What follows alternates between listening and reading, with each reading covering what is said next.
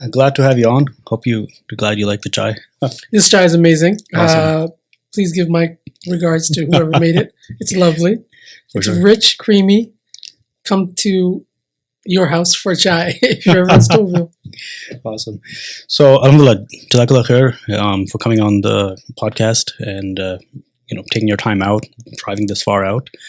But you were introduced to somebody who has quite an interesting role with the City of London as a Muslim Community Liaison Officer. Is that the correct title? It's a mouthful. It's an advisor.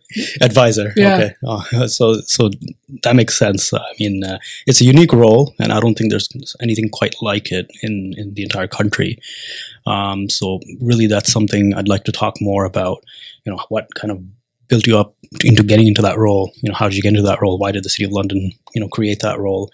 I know we talked about that a little bit when we were having the phone call on our phone call previously. But it's really an interesting role that you're in, and as well as your background growing up as a Muslim Indian, Hyderabadi Indian, Canadian, who's built himself up to being in that position where you can act in that role. And I think it's it's an important role where you have a lot of responsibilities.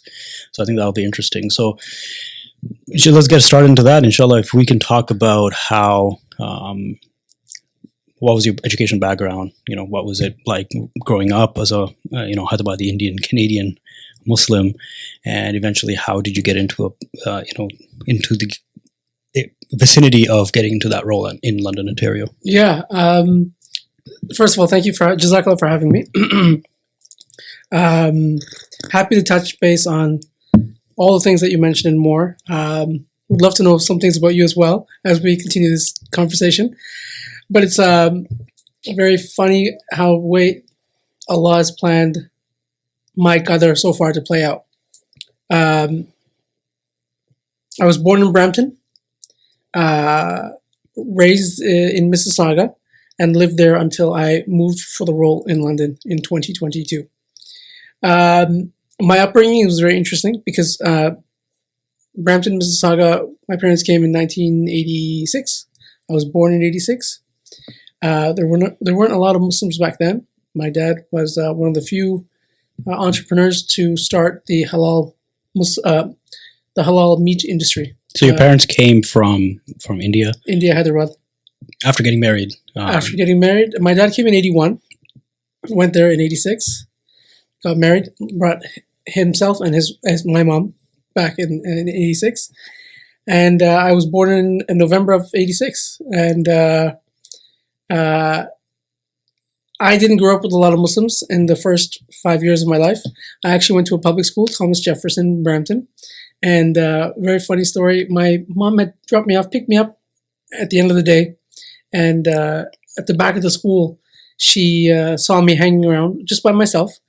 But there were a boy and a girl doing some things that my mom did not expect. And she said, "That's it." The next day, I was enrolled in Islamic school in Mississauga. There on out. And that actually played a pivotal role in my life of changing how I looked at Islam. Mm-hmm. Sorry, can I get you a little bit closer? Just yeah.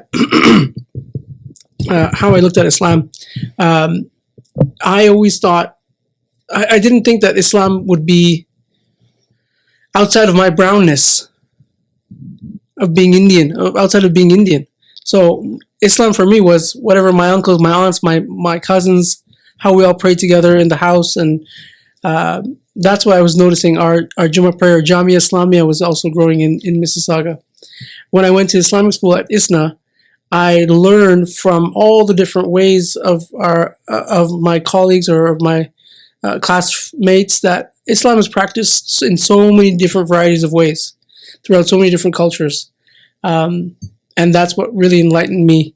Well, started the enlightenment journey of understanding how people practice their identities, their religions, and their cultures.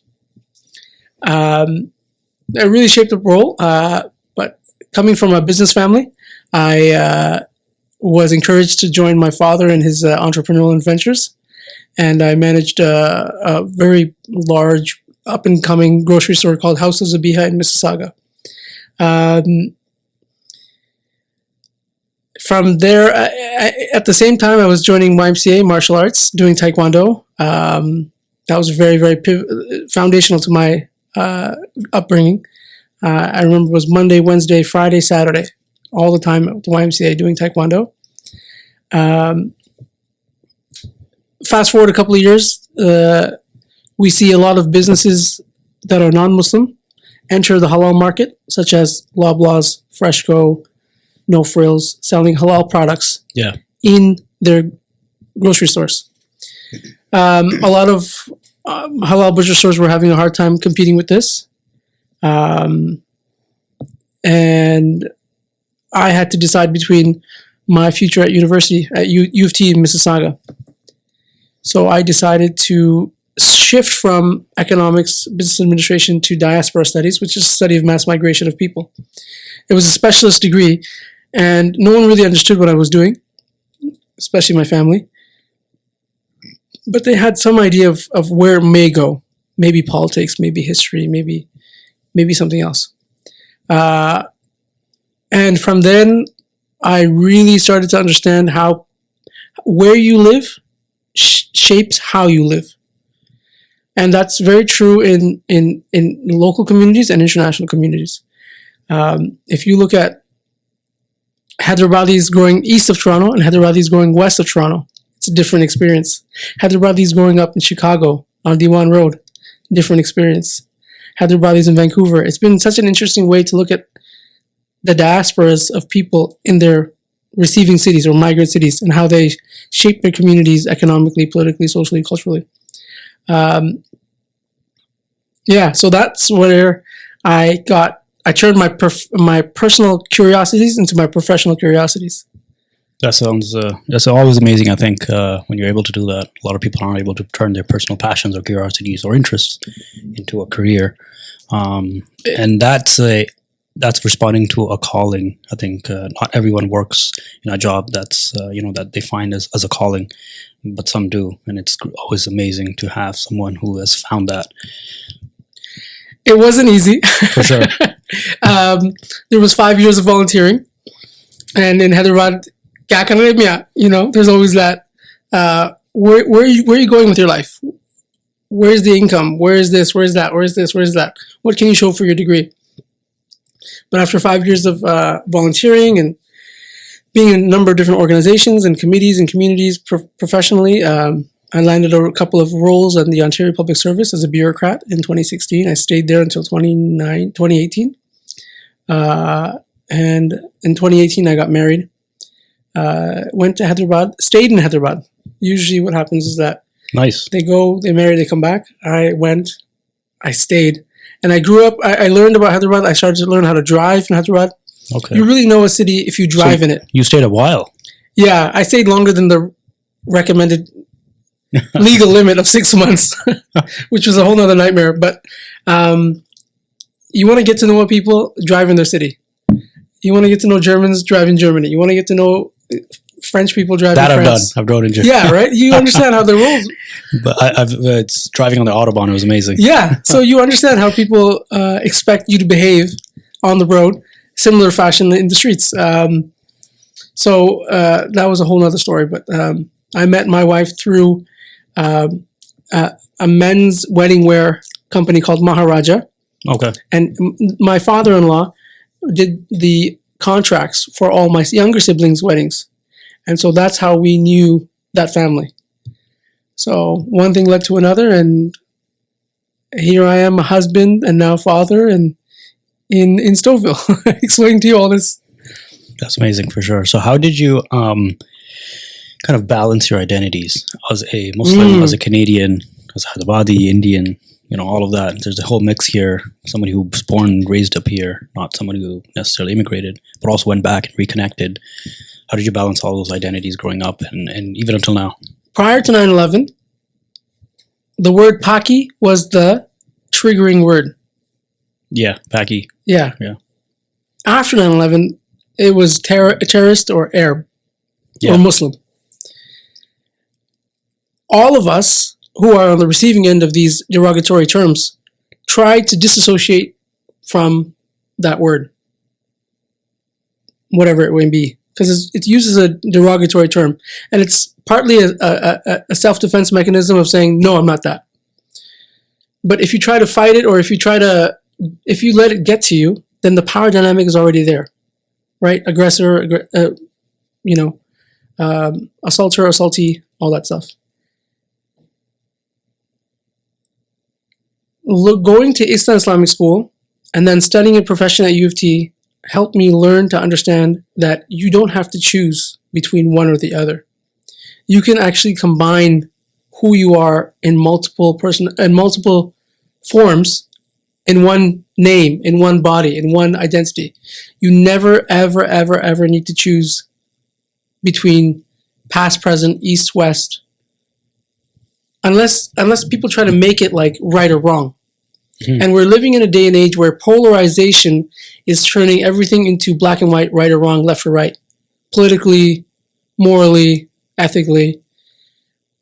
People are no longer interested in having this dialogue, time to connect, to understand. Empathy is also coming at exponentially dropping. But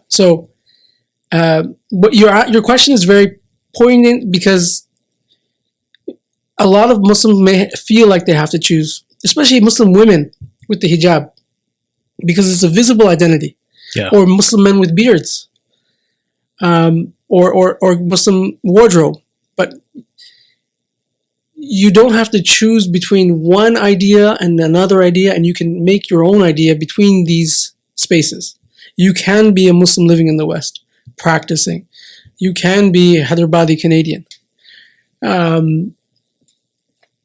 And when I lived in Hyderabad for the first 4 or 5 months, I was having a very difficult time because everyone was seeing me as Canadian. The longer I stayed there, the more I tried to blend in. And slowly, people started seeing me as Hyderabadi, but still Canadian, but Hamara hai, like he's one of us. It's been an interesting adjustment, moving from Mississauga, working in Toronto, and now moving into London and living in London. How long ago was the whole Hyderabad? 2018. Okay. Yeah, from January until August. Actually, the reason why I was called... Not very long ago, 6 years ago. Yeah, the reason why I was called back was because the professor that I was studying under at U of T in diaspora studies, she got called into elected office for Beaches East York, a riding in Toronto just before Scarborough. You know Dolly Begum? No. She's the first Bengali MP, elected official in Canada, and she's a member of provincial parliament, MPP. Right next to her is Beaches East York, and then right next to that, west of that, is Danforth. And so Rima is her name. You can look her up. Rima was tapped on the shoulder. She said, "I'm not really a politician, but I'll try it." She won the election, and she said, I need to staff my office. And I've been working with her for quite some time after my university degree. And she called me up. She's like, "I know you're in India, but I have this gig. Would love for you to manage my office, manage my relations, manage my calendar, manage all my schedule, everything, the budgets. Just let me know what you think. And you don't have to decide immediately, but I need you to start this up." And that's why I left India in August of 2018. So from 2018 to 2022, I was in political office under the Ontario Legislative Assembly. And then Rima had tough... Politics is not an easy game. And so Rima said, enough of this. She chose not to run for a re-election. And that made me turn to another role, which was the London role that you mentioned earlier in this podcast. Awesome. Sounds good. I mean, so how has Islam really played a role growing up? And I think it's really come up as a subject of debate and, a lot of attention given October 7th. Muslims are kind of back in the limelight or in the spotlight. So, and some negative, some positive, a lot of negative as well. How did religion play a role, in that whole phase? In which phase? So the career phase. So working in political office and then getting into that role in London, Ontario. How did Islam and religion play a role? Yeah,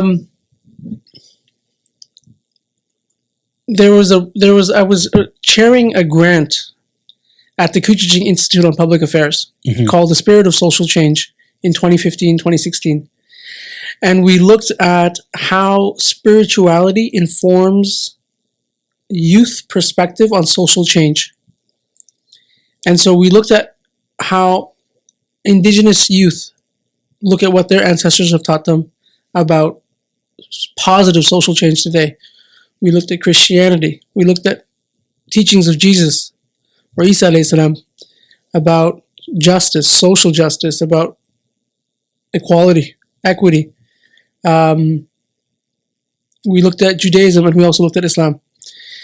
That allowed me to view Islam as, I knew it before, and I would bring it into my work at the halal butcher shop. I would bring it into my martial arts. But professionally speaking, I never got a chance to really bring it in. And that allowed me to bring in the framing of morality, of ethics, to shape my approach to work.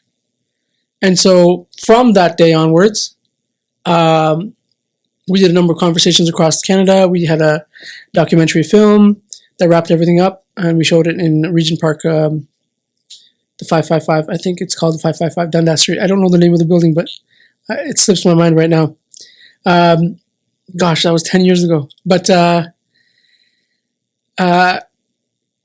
it allows me to not have to choose, first and foremost. It allows me to operate under the guide of Islam. It also allows me to think out of the box, because constantly we're thinking about policies, corporate this, corporate that, and we're allowed to usually operate in that. But if you bring a fresh perspective between the Sunnah, the Seerah, Hadith, stories of the Quran, from the Quran, all the Prophets of Prophet Sallallahu Alaihi Wasallam, it's been a great way to see, okay, this is a problem that's been shown up before in the Quran. This is one of the options to solve that issue.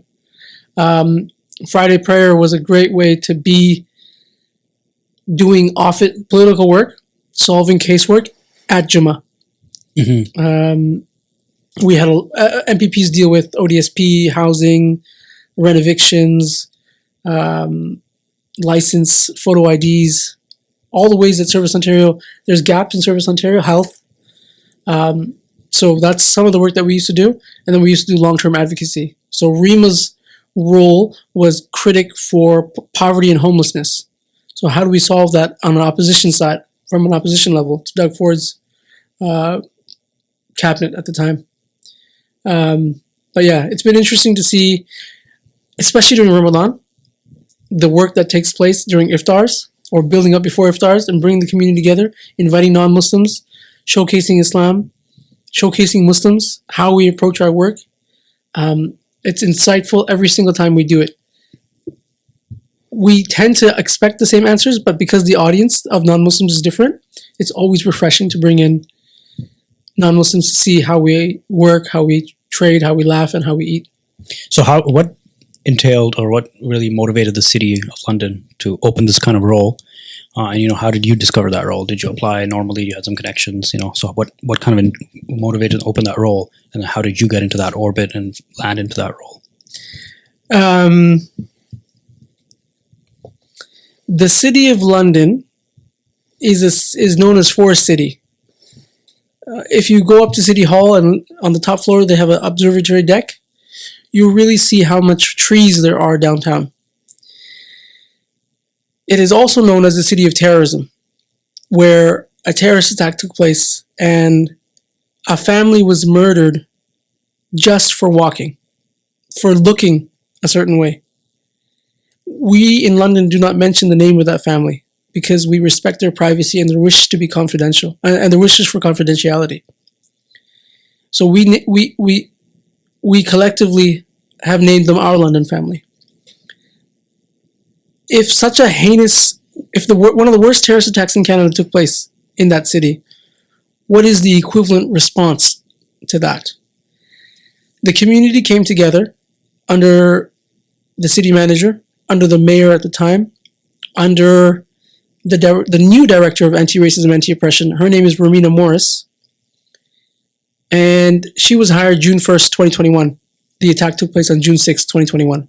So 5 days into her role, they all came together and decided how best do we respond to Islamophobia? And so from a number of different community consultations, from the National Summit on Islamophobia with NCCM and HICMA, Public Council of Affairs, came a number of different recommendations. We pulled all the municipal recommendations and put it into our city action plan.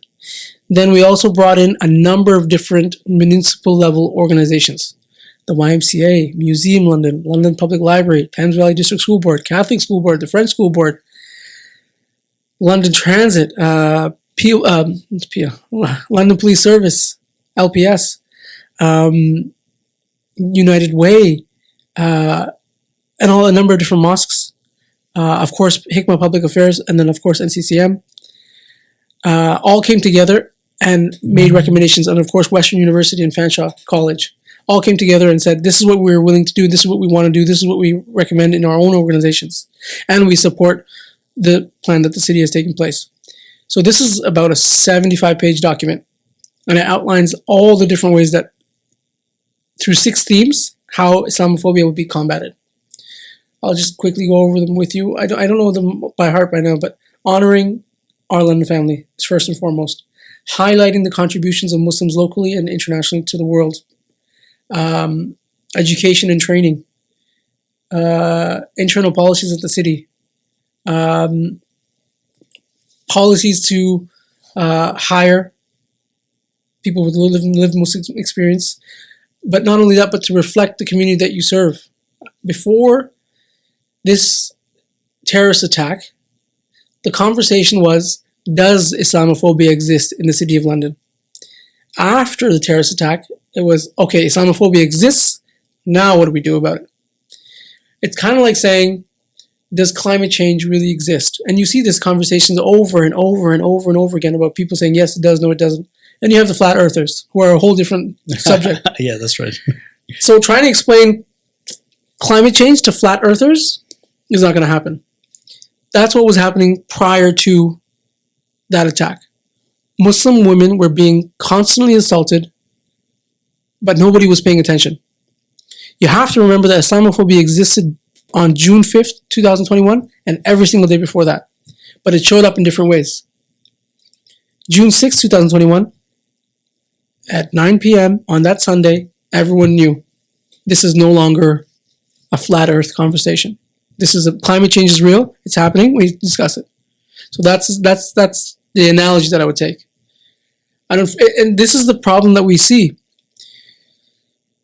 We are trying to prevent Islamophobic attacks happening across the country. You cannot measure the preventative measures as well as the reactive measures, right? So when you're telling people that, look at all the work that we're doing, we're actually preventing people from going to jail, preventing people from children's aids, preventing people from going to the hospital, you really have to pull in the numbers and read through the lines and see, okay, X amount of people have been insulted, this training came in, this campaign came in, and the numbers have gotten down.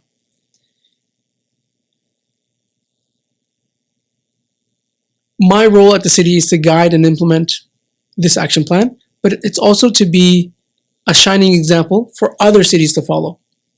Recently, the city of Brampton has made a role in their DEI division for specifically anti-Islamophobia advisor.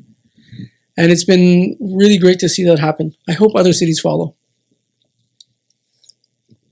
That's pretty interesting. I mean, what are some of the major issues and the kind of struggles that the City of London has with the Muslim community? Obviously, the motivation was the attack on that Muslim family, at that time. But kind of what are some of the ongoing issues, ongoing struggles that the city has, and what does your role then entail with the city? Some people think that the trial is over. Yeah.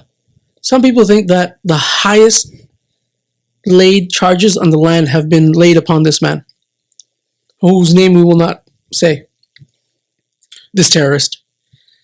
And some people think, because this has happened, Islamophobia is over. Closure is done. How can Islamophobia exist now? He's in jail. He is a symptom of a system. There are so many others like him. And there are many people that think that Islamophobia is a one cause, one case issue. It's not. It's systemic. It shows up in so many different ways. Islamophobia shows up. I worked in the Ministry of International Trade as a senior export advisor. I worked in the Ministry of Citizenship and Immigration as a volunteerism advisor. I've worked in the halal meat industry. I've worked at the YMCA. I've worked at the Kuching Institute of Public Affairs. I've worked at Mosaic Institute. I've worked in so many different places, different sectors. Islamophobia shows up in different ways. It's not one typical example of how Islamophobia shows up. I want to take a quick kind of sidestep, but in that, in that same topic of Islamophobia, how does one identify Islamophobia? Because I know there can be blatant and very outright Islamophobia where you're being called names, you're being, assaulted physically, verbally assaulted, and it's kind of really in your face and you just know this person is hating because I'm a Muslim, because of hijab or because of a beard or because of your prayer or whatever it is, or you just identify as a Muslim and they really don't like you and it's obvious. But sometimes it can be subtle. And you might not pick it up, or it can be, like you said, systemic. However, it's not really blatant or out there in your face, and it's very kind of flies under the radar a little bit. So, what are some cues, where a person can be like, what, that is Islamophobia, and as a Muslim, how do you identify that? Because for me, growing up, I've had a little bit of, the verbal attacks on the TDC bus, or walking around downtown a couple of times, less than a handful of times throughout my entire life. Where somebody just called out a name or a slur out on the street or on the bus. Very rare. And it was usually some bum or some guy, just nobody really facing mental health issues. Yeah, it's just addictions. I didn't really care. I didn't get that offended. I was like, just shut up, get out, get lost, kind of thing. But I haven't felt a sense of systemic Islamophobia or racism as someone who is obviously brown and ethnic Indian, whatever. Even if I grow up here and I speak English cleanly, I haven't seen something that's blatantly Islamophobic or blatantly racist. And I've been told that maybe you're not in tune with something that's more subtle racism or subtle Islamophobia. How would you recognize? Interesting that you use the word cleanly. Why? Because the opposite of clean is dirty. that makes sense. You see the way people think? Yeah.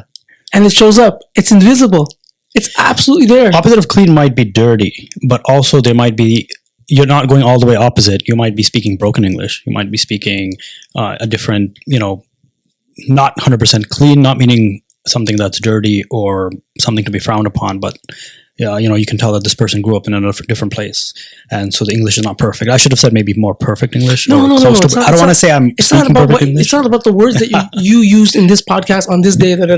Yeah. It's the way we talk about Islamophobia, that we need examples. Yes. Because it's so invisible. It's there. We're just so used to the barrage of Islamophobia all the time.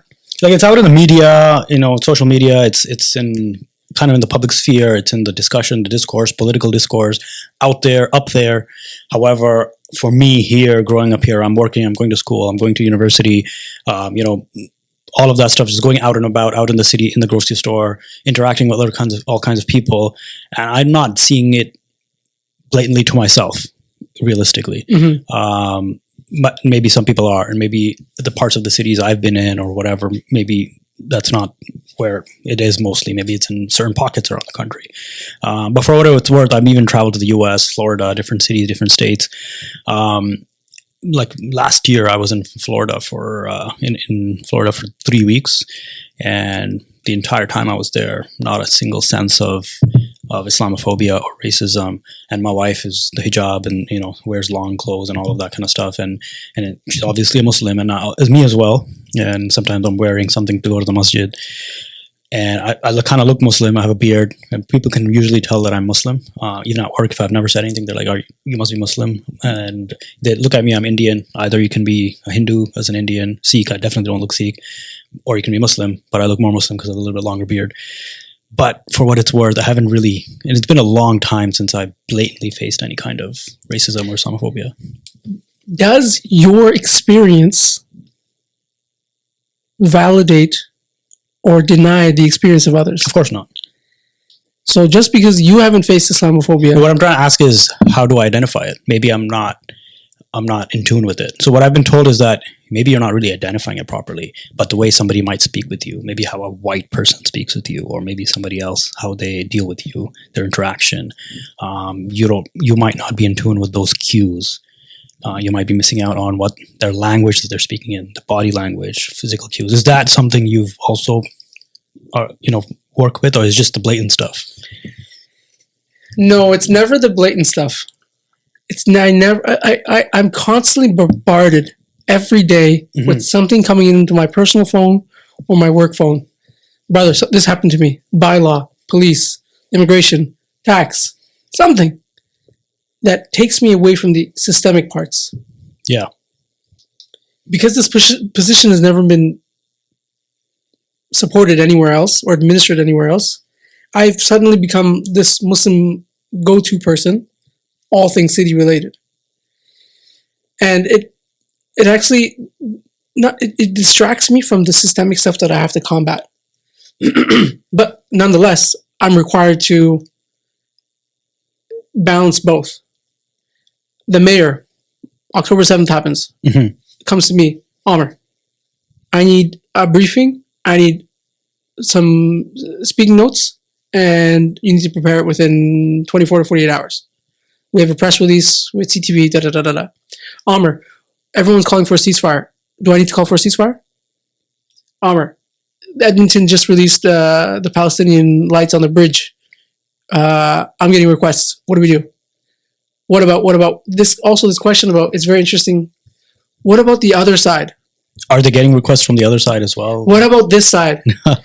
Habibi, I'm not telling you, Habibi. My friends, let's focus on what's on the table. A request has come in from the Muslim community. Why are we asking about what about them? Has the request come from them? No. So let's focus on what's here now. Yeah, but we have to react and prepare. Yes, absolutely. Why would we deny them their rights? Aren't they grieving? Aren't we grieving? Why can't we collectively grieve? Different griefs. Same side of we're in the same city. We have different problems, but that doesn't necessarily put us on one side or the other. I think there's a lot to talk about. I have braces in my mouth, so you'll see me occasionally adjusting my lower lip. I just got to adjust it on Friday. No problem. Examples of systemic Islamophobia, or sometimes the stuff that you don't really see, but you know that it exists. Let's talk about systemic Islamophobia, blatant. Quebec's Bill 21. Yeah, for sure. Clear. Trump's Muslim ban. Clear. France's anti-Muslim policies or anti-immigration policies directed towards some people. Yeah, definitely in France. It's something else. There are ways that Islamophobia shows up a little bit more subtly in our public institutions.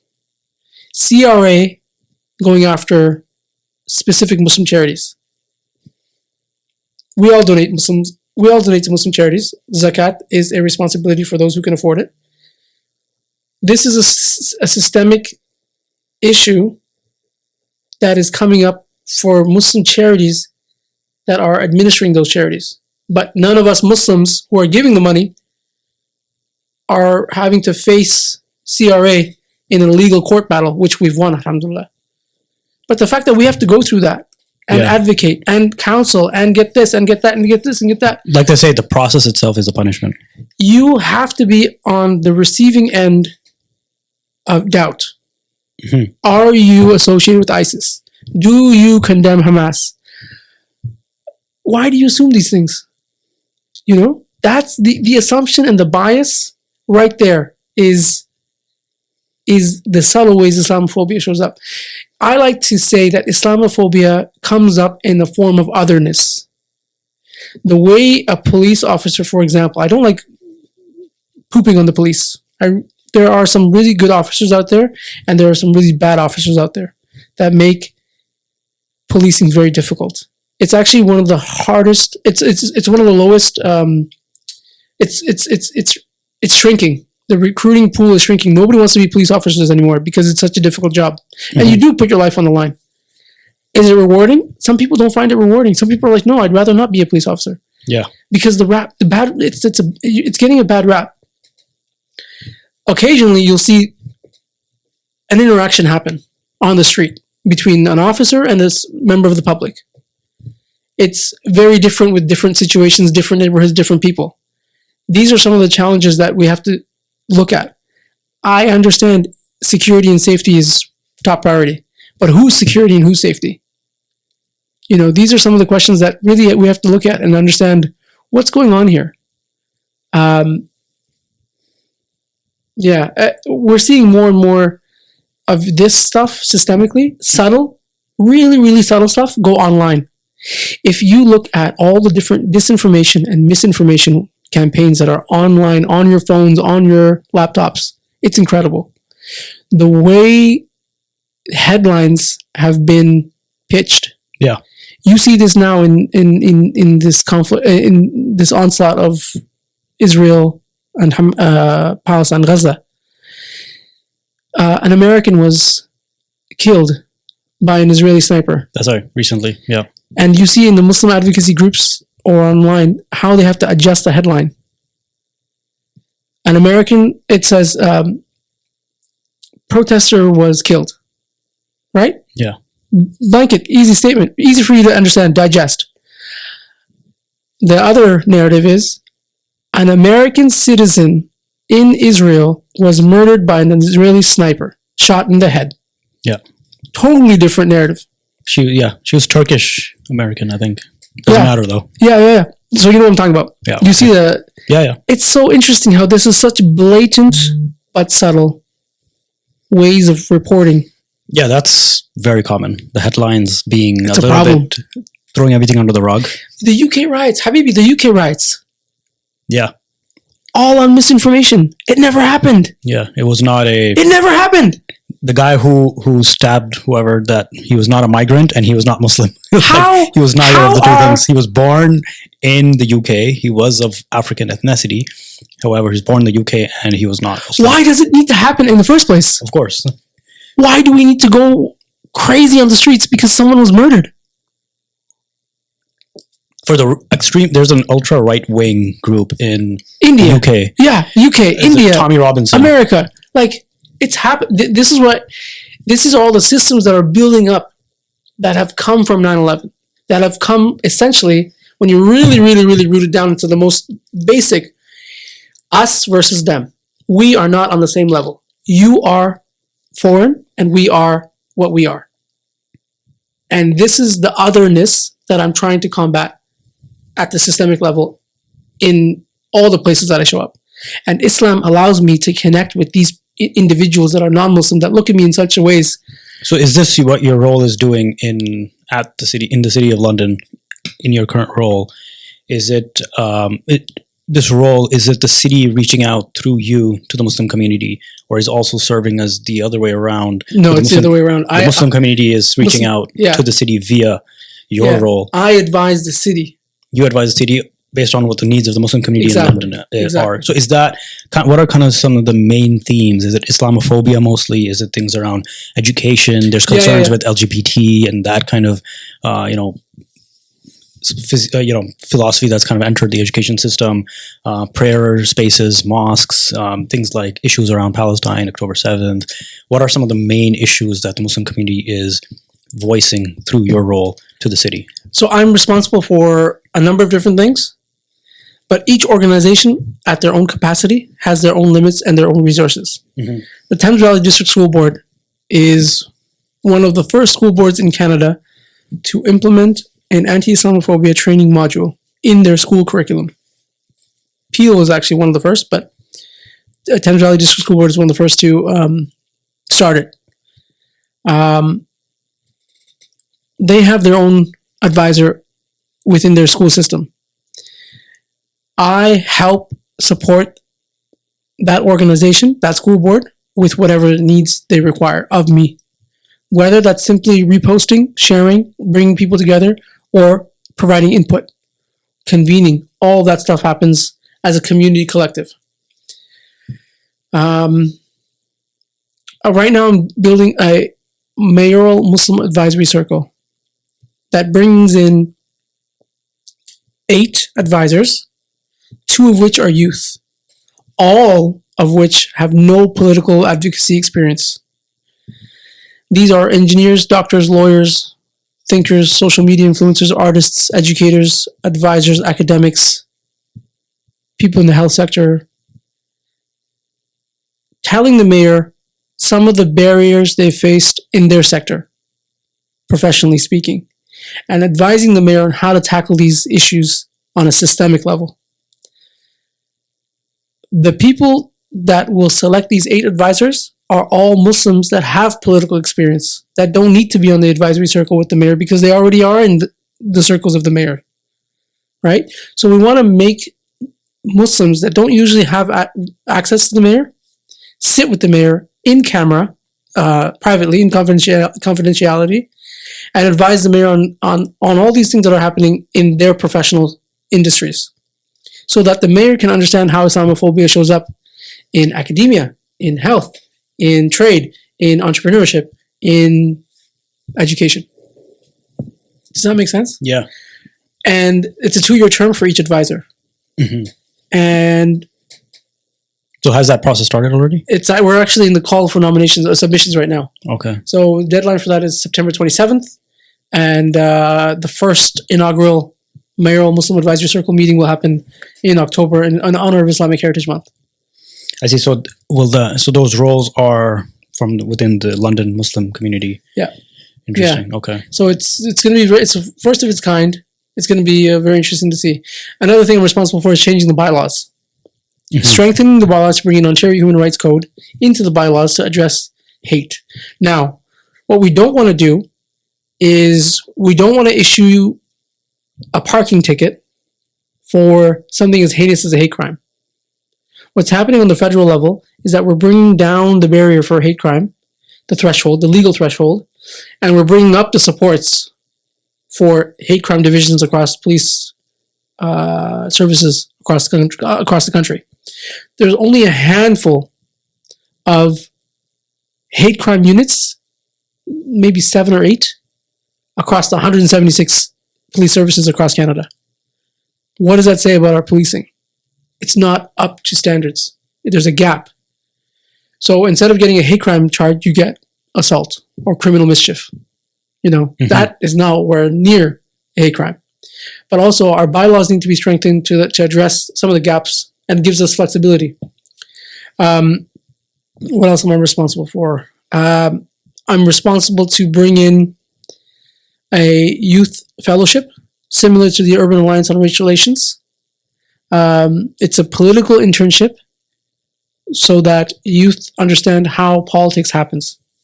What do councillors, the mayor, how do they operate? What is a brief? What is a motion? What is a committee? What is an advisory committee? How are decisions made and implemented and executed upon? How do we make reports, receive reports, request reports? And what do we do with all this? What does a day in the office of an elected official look like? Mm-hmm. Because eventually we want, and this is not just for Muslims, this is for all equity-seeking groups, all marginalized communities. We want to see these people in elected office. How long am I going to be the Muslim Community Liaison Advisor for? And I'm also replaceable. And I'm also extinguishable. Right? This role can be vanished. Before my time is up, I would like to see Muslims in elected office. I would like to see Muslims at the decision-making table instead of advising the decision makers. You know what I mean? Yeah. I'm also responsible for something that's really, really large. It's like a whole massive position on its own. The 1001 Inventions is a UK non-profit organization. It's non-religious. It's in partnership with National Geographic and UNESCO. And they have basically an entire city on display. And all of this highlights all the Muslim all the contributions made to human progress by Muslims in the Islamic Golden Era. Mm-hmm. Thinking Harun al-Rashid, Ibn al-Haytham, Ibn Sina,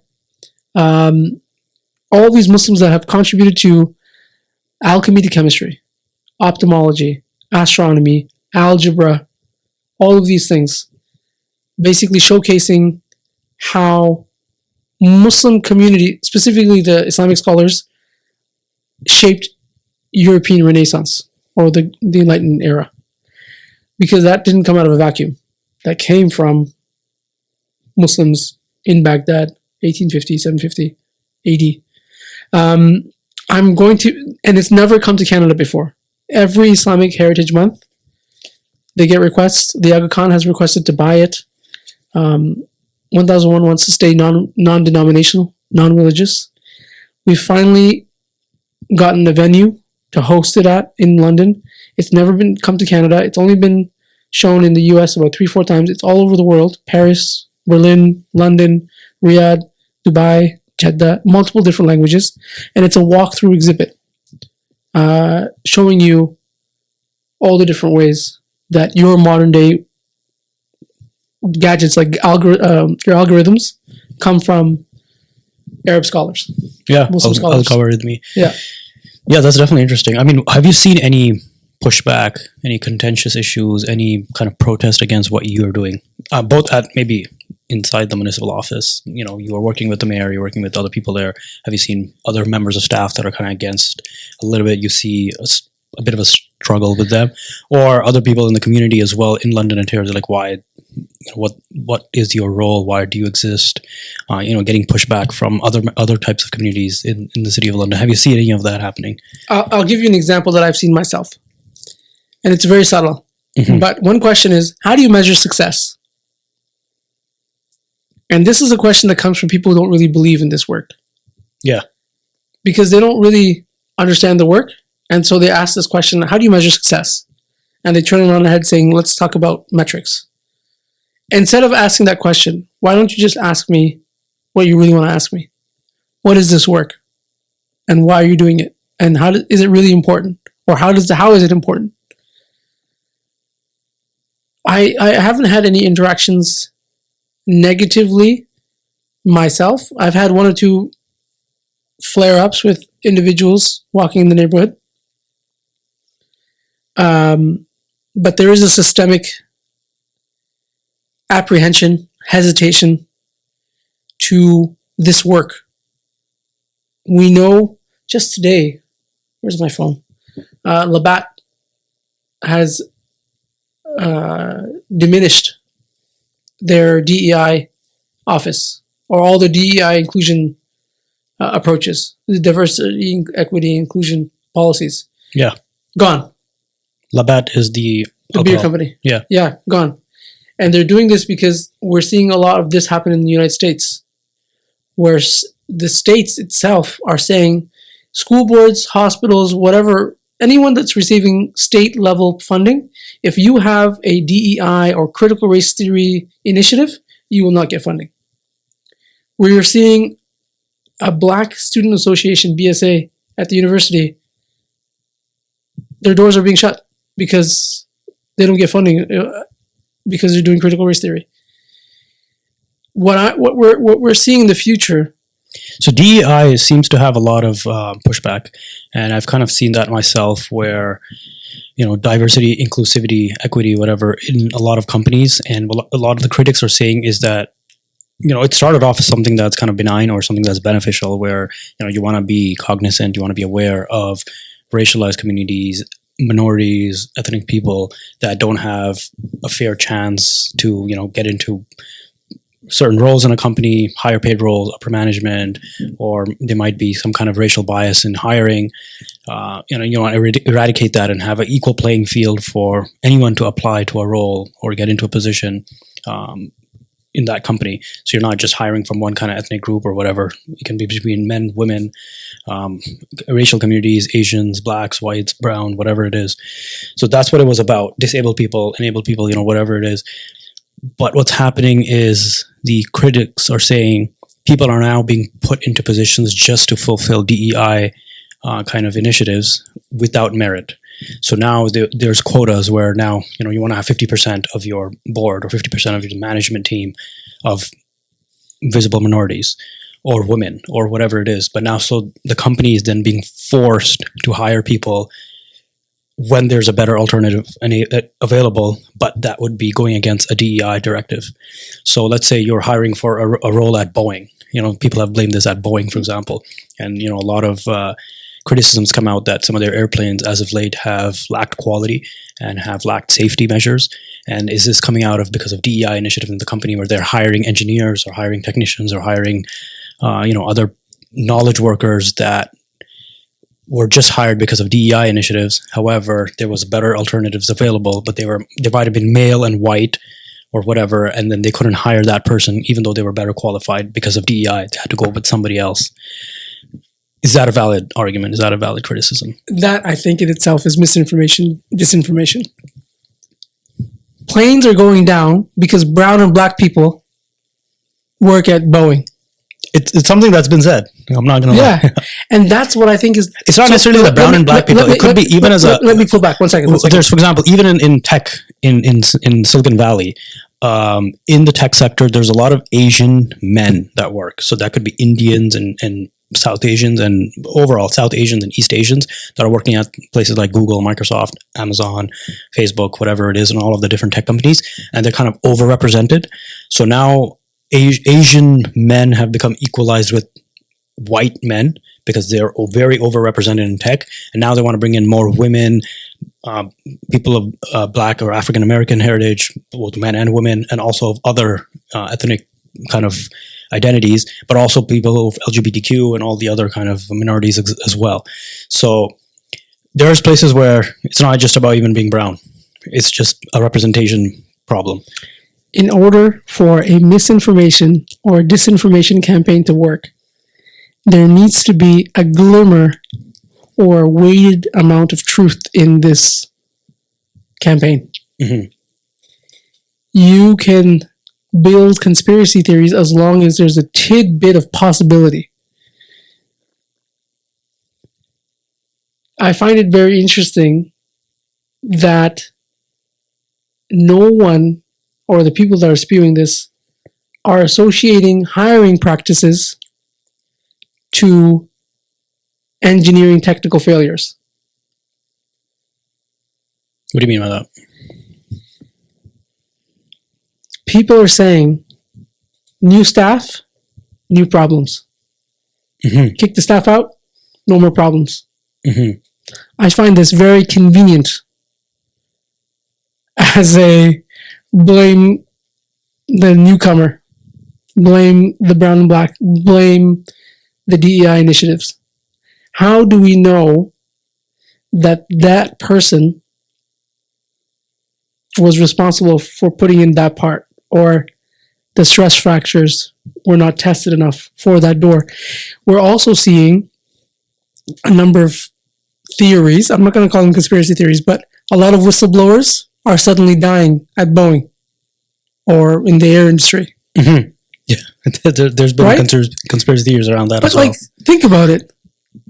Why aren't we having the common sense to ask the right questions instead of coming to far-fetched conclusions of saying, oh, DEI is responsible for planes going down? What? This is what I'm talking about. This is the systemic approaches, and we're seeing more and more of the disinformation, misinformation campaigns shaping our world. And it really is going to be that. For the future of DEI work is confirmation bias, anchoring, sunk cost fallacy. Have you read Daniel Kahneman's Thinking Fast and Slow? No. It's a brilliant book. It basically outlines all the different ways our critical thinking, it's called heuristics, our mental shortcuts that we make. You can use these mental shortcuts or heuristics in your everyday world whenever you're making a decision. Specifically when I use it in investments. Some people use it in marriage. We like to bring it into DEI work. So what is the cause of the nuts and bolts and the doors blowing off? Yeah. No, it's not nuts and bolts, and it's not enough stress fractures. It's not enough testing. It's not that the Boeing is trying to save costs. It's not that their revenues are dropping and that they need to fire people. No, It's about these new DEI initiatives that are bringing in people that don't have enough merit to be responsible for. That's the cause of these doors being blown off. Like that's what you're gonna sell to me. That's a question that's been raised. But for example, I was gonna say, I was just quickly pulling it up as well. Have you heard of Dylan Mulvaney? Dylan Mulvaney had become a very popular kind of trans personality in the U.S. And he or she, because he was a male who became transsexual into a woman, so he's a trans woman, and so she was hired by Bud Light as a brand representative, and a lot of Bud Light's customers are, conservative white male, possibly religious, a very different type of person, and then having Dylan Mulvaney as the brand representative or doing ads for Bud Light, people just stopped drinking it. So that was considered like a DEI type of initiative where you want to bring in somebody who's completely different to what the brand's image is and try to make sales go a certain way. But people just started boycotting it straight up. And this is like nothing to do with Muslim community. We don't even drink and stuff like that. So we're not. But it was just interesting to see that play out where a Christian white male population really started to boycott a brand because of that. I don't want to talk about this example, but I will say bad news is better than no news. And I think marketing companies are leaning more on being controversial to increase sales, just like Elon Musk is doing. It's better to be controversial and cause stir and basically become a fitna, because fitnas are popular, right? This is going back to the Islamic approaches of how we do things. Finance is hotter when there's more fitna involved, And I think people are marketing is not about getting it right. Marketing is about increasing sales numbers or increasing attention, actually. That's what I think the marketing, does it help? I'm not sure.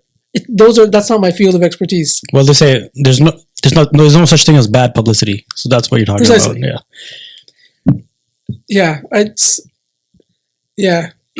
I think in order for us to combat misinformation, disinformation, we really need to put checks and balances in our reporting, in our media. We need to stop making media a form of hype. We also need to stop looking at voting emotionally. Never ever think that a new politician is going to solve the housing crisis. The housing crisis is a systemic issue. It's going to take systems and years to fix. It's not going to take one man or one woman to solve overnight. It's going to take many committee meetings with elected officials and bureaucrats and long nights and lots of stats, and then cleanse it out and then present it in the House of Commons to say, okay, let's vote on this. And in that entire process, I think a lot of things get lost. So what would be your recommendation for kind of members of the Muslim community in both your community and communities across Canada in different municipalities and different jurisdictions on how to engage in activism and how to engage their leadership, their representatives in government, and how to approach certain issues and concerns that they have? What would be your recommendation? I think it's important to get. We haven't talked about biohacking. You like to talk about biohacking. We'll get into it. I think it's important to get involved slowly. Mm-hmm. If I see you at 4 a.m. in the morning on Twitter, brother, do some tahajjud, bro. Don't get off Twitter. Like, you can't turn into a social activist or political activist overnight. You have to go into it slowly. A lot of people jump into it because we have to solve the housing crisis. We have to solve our education. We have to solve this. It's going to take time. Yes, you can get involved immediately, but not online. Contact your school board trustee. Contact your counselor. Have a meeting with elected officials. It is their job to meet with you. Ask them pertinent questions. Have multiple meetings with them. Then figure out what your advocacy approach is. Or simultaneously figure out what their advocacy approach is. Understand what NCCM is doing, CCMW. I'd love to have them on, by the way, NCCM. If you have Easy. Tomorrow. I've reached out a bunch of times, but... Who?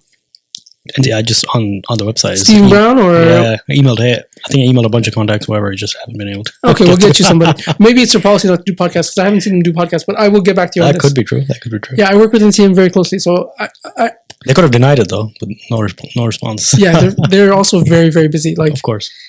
I wish they got paid a lot more. They do a lot of work, and they don't get paid much. It's tough work. I mean, yeah. I haven't seen them do fundraising either. I'm sure that's how they... Yeah, they also do fundraising, but it's they do two types: zakat and their own operational funding. Mm-hmm. But yeah, you were saying about getting involved. Make sure you engage your elected officials. You can go online and go into all sorts of different realms, and you can get some good information, but you can also get some bad information. Understand that there's a lot of stuff online. If you localize it, hone it down, focus, and work on it slowly, you'll get a sense of where you are and what you want and how you want to shape your community. But it all starts with your local elected office, whether it's on the school board trustee level, municipal level, provincial, or federal. I'll tell you one. And one more thing. Yeah. There is no hierarchy, guys. If anyone's listening out there, watching us on YouTube, treat an MP the same way you treat a councillor. There's no top-down approach, bottom-up approach. They're all elected officials. Don't be scared of emailing or making mistakes. I've been on the receiving end. Mm-hmm. I've had multiple constituents call me and saying, I've never called my elected office before, but I have concern about this. And they get stumbled on the words. It's a totally normal process. You don't need to use large words and jargon and simplified, I have this issue, I need this resolved. Or I have this concern, I'd like to meet with this person on this matter. The more local, the more the elected official will be interested in meeting with you. If it's a portfolio issue, like REMA was for homelessness and poverty, then people from all over the province will come and meet with REMA. Just like the Minister of Housing, on the Canadian level, will meet with all sorts of agencies or people or groups concerned about housing. There's also what's her name? Amira Alghawaby. Yes. Alghawaby? Yes, Alghawaby. Yeah. She has quite a big role, but a lot of people criticize her role as well with the government. I think I love Amira deeply. I work very closely with her. Okay, interesting. I've known her prior to her roles in this position and even before at Canadian Race Relations. She used to be at NCCM. Mm-hmm. She's done fantastic work and she continues to do fantastic work. And this is exactly going back to the same, I just said it just a moment ago. It takes systems, right? We don't solve the housing crisis overnight. So what are some of the successes then? Once her role was established with the Trudeau government, I don't know, maybe with Pierre's government, let go of that role, I'm not sure, but is there any, like you said, that person who came out to you and said, how do you measure success in your role? It's a pointed question. It's difficult to measure, a metric. You can. No, it's not difficult. You can absolutely measure it. Absolutely. Those metrics can be pulled instantaneously. No problem. Mm-hmm. But are you asking for the sake of asking? Are you asking because you're devil's advocate? Are you asking because you actually want to know? Are you genuine in the question? Are you genuine in the question? Yeah. Or are you just making me tired? You know what I mean? Mm-hmm. Like, you're just trying to wear me down. Because we can only talk for so long. Or answer that question for so many times. Because that question constantly comes up. Yeah. Amira's successes are based on her office. It's on her website. She does a lot of work transparently. Amira is not an elected official. Yeah. But Amira faces way more slack, like she faces way more criticism from the Muslim community than Muslim elected officials. Why? Because everybody has something to complain about. You're not doing this enough. You're not doing that. You're not voicing this concern. I think she's going to be pulled in 10 different directions. I understand the role, and it's very difficult to be in. Yeah. You are paid by the government to advise the government to tell them that you're doing something wrong publicly. All the while, all of Quebec is like, no, cancel that. Right? You can't solve world systemic issues overnight. You can take stances. And Amira's written out a beautiful letter publicly advising university campuses, please take this seriously. Approach it as you do all other issues. Allow dialogue to happen, because if dialogue doesn't happen, problems will occur. And differentiate between a safe space and an uncomfortable space. Amira said this just recently about Israel-Palestine. Amira is not necessarily an advocacy position. It's an advisory position. It's a representative on Islamophobia. We have those advocacy roles in place, like NCCM and HICMA and all the other places. Like CIJA, for example. CIJA is another advocacy group on behalf of Israeli Jews in Canada, or Jewish people in Canada. Yeah, yeah. There's also a special representative or a special envoy against anti-Semitism. In the same light, hard right Zionists are saying that special advisor isn't doing enough for Jewish people. Of course, there's going to be... And how many Jewish elected officials are there in Canada, and why aren't they receiving the same flack? Like, do you expect one person to solve all the problems like that? Mm-hmm. You know, it takes multiple conversations to happen, and multiple policies and multiple stakeholder buy-in to take place. I think Amira is doing great work. I think we need to support her. If we have problems with her, take it, do it. You don't need to do it online. You don't need to drag one of our own online. This is what I'm saying. And this is what I really see really well done in the Sikh community. The Sikh Punjabi community have plenty of problems. They never take it online. It's always in the basement. They fight it out. They come out united. Recently, I'm seeing that they're not very happy with Jagmeet Singh as well. That's recently, though. But recently. Yeah. But for the last, how long have they been here in Canada, right? Yeah. And how many issues have they been going through? They also have people on both sides of the aisle. On all sides, in all political parties. And yes, and they don't get along with each other, but not publicly, not online. Yeah. And this allows non-members of that community to see divisional lines and allow further divide and conquer. Mm-hmm. And I really appreciate the Sikh community, and I take examples from them all the time about how to approach nuanced perspective. How do we bring people together instead of dividing them apart? Amira doesn't want Palestinians dead. Of course, yeah. Amira doesn't want to see nobody wants to see Quebec Bills 21 pass and do all this What's stuff. interesting is Trudeau has said about that bill, I guess quickly, is he can't do anything about it. Notwithstanding. Yeah. Yeah. He can't do anything about it. And there should be a way for provinces to not just come up with crazy laws that are against the rest of the country. Yeah, it's a human rights issue. But yeah, it's very interesting that a federal government really can't do anything about it. I know there's divisions of power, and there's certain things that even the federal government can't, go into a provincial and change up their laws and stuff like that. But there should be hard limits at a certain point. That's how the agreement was drafted to bring in other provinces or the confederation. Yeah. I think, I'm not sure, either it was 1981 with the Constitution or 1867. I forget my political history right now, but the notwithstanding clause was one way to allow provinces to claim sovereignty over issues. And for a while, Quebec was introducing every bill with the notwithstanding clause, even though it wasn't necessary. But that was in the 70s or 80s, I think. I'm not sure. Could be the case. I have one, anecdote where I've never engaged with any members of elected government, municipal, provincial, federal. I've never really emailed anybody or done anything like that. I appreciate you sharing that with me. I've never done that. I appreciate you sharing that with me. One anecdote, I guess, was here in the municipal office. I saw that here they're bringing 25 speeding cameras into the city. So it's not even anything to do with Muslim issues or anything like that. But something. Are they here yet or no? Not yet. Oh, thank God. But I did like 100 kilometers getting here. So I saw in the news, in local news, that they're bringing 20, 25 speeding cameras, something like that. They call it automatic speed enforcement, ASCs, something like that, cameras. Yeah. So all across the city.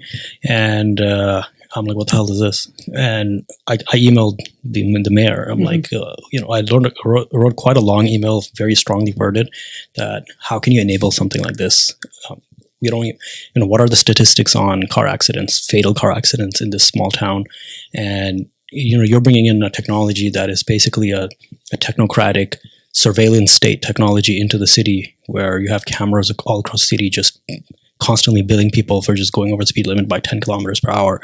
And we're going down that route of other countries that don't have freedoms, they don't have democracies, and they have this authoritarian surveillance states. Case in point, China is used as an example. Dubai. Other countries. You can't speed in Dubai. Dubai as well has that criticism as well. And, but people especially look at China, how they have a surveillance state where they're even monitoring people's behaviors, how they walk, all that kind of stuff has come out on social media. And, now we're going down that path. This is like the first step, second step. And you're bringing ASCs all across the city. How can you let this happen? This is not what our country was built on. We were built with freedoms. We were built with certain that's what the democracy is about. That's what freedoms are about, individual liberties. And you're just bringing in a surveillance state. I wrote kind of a long email about all of that, how dangerous this kind of step is. It's not just, hey, we're bringing in speed camera just to keep the whole city safe. It's always the argument of safety. But however, you're trying to buy people's safety in exchange for massive surveillance. And no one can do anything without getting penalized. You can't speed, you can't walk, you can't do this, you can't do that. 10 years from now, 20 years from now, 50 years from now, how much more surveillance will there be? Are we going to have cameras in our homes next? Because, we want you to be safe. We don't want an invader in your house, so we'll put a camera in your house, and it's mandated. You can't say no. Okay, what's the end? So I wrote a long email, and he responded back, I'm glad you reached out, whatever, but I wish you attended one of our community consultation meetings. Yeah, community consultation meetings where we discussed this, and we already passed it. I'm like, what the hell is that supposed to mean? I never even heard about what community consultations. They happen all the time. Yeah, probably happens all the time. It happens all the time. I don't put freaking posters out there. Like, if this is such a big thing, we're going to have big community consultation for speeding cameras coming up. All members of Stouffville are invited. Just put a note on the website, because let's see, somebody like me, I don't go on your website. I don't see what you're talking about. Most of the stuff I don't care about. If you're opening up some new park somewhere, or you're trying to build another public school, I don't really care. But this I care about. This is exactly why I always talk about privilege and power. Yeah. You already have to deal with. I even thought of going out and putting stickers on all of because they're saying cameras coming soon. I just want to put a sticker over it. This is exactly what I'm talking about. Muslims, marginalized people, have to deal with systems of oppression constantly. They don't know about, they don't even recognize. On top of that, they have to live their daily lives. They have to be professionals, they have to be parents, they have to be members of the community, they have to go attend Friday Jummah prayer, they have to advocate for time from their professional work life to go to prayer. And then on top of this, they have to engage with their local politicians. As a Palestinian, think about it for a second. As a Palestinian, how do you navigate life knowing that you have family members that you have to get immigration for from an MP that isn't really advocating for a ceasefire? You know what I mean? And it's always reactive. This is why reactionary politics doesn't lead to progressive change often. What are you going to do now when something is already passed or something's already gone, and you completely disagree with that, where the city is heading or where the province is heading? This is organizing. This is the foundation of organizing. You need to create a means of communication with people of similar, like-minded value, and it usually starts as a petition, and it grows from a petition to a movement. Or it starts as a movement and it grows into a petition and something further. And that's essentially lobbying on a local level to push for change. We quite often hear from either councillors or members of the public, why was I not informed of this? Yeah. And oftentimes, those who come to these same community consultation meetings are people that have been here for 20 years. So most of the time we host these community consultation meetings, we hear from the same people. We know what they're going to say. It's so hard to get fresh, new opinions in those rooms. That means there's a marketing problem with the city. And there's an outreach problem. That's not one city. That's all cities. All cities, yeah. Exactly. You're not reaching out to the younger people, the newcomers into the city, people of other communities in your community. The same people who've lived here in this town for 30, 40, 50 years. They grew up here. The grandparents are from here. Mm-hmm. They know who all the councillors are and who the mayor is. And they Privilege power. They might be from the same extended family or they were neighbors way back. So they know each other and they come to all the meetings. They might have an argument and discussion and they get everything done. And those kind of people will be like, yeah, let's bring in speed cameras, all these new people. I want to smack this mic. This is exactly what I'm talking about. But nobody reached out. No. You know, This is exactly...